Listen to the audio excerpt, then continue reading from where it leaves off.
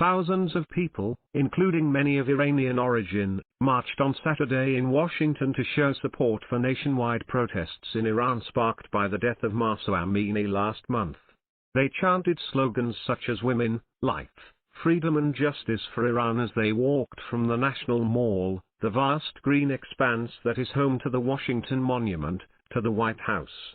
Sia Makaram, one of the organizers, said attendance would surpass 10,000 by the end of the procession and that this was the fifth such rally in Washington, in solidarity with women-led protests in Iran that are now in their sixth week. "I believe this is the biggest one," Aram told AFP. Some of the protesters came from other cities such as a 28-year-old woman from Boston who gave her name only as Mashid and wore a t-shirt that read "Help Free Iran." "We do not want this tyrant regime anymore, who is banning us from our simple human rights and from our freedom," said Mashid, who left Iran 3 years ago to complete a master's degree in architecture in the United States. Like other people at the rally, she declined to give her last name, fearing for kin that remain in Iran.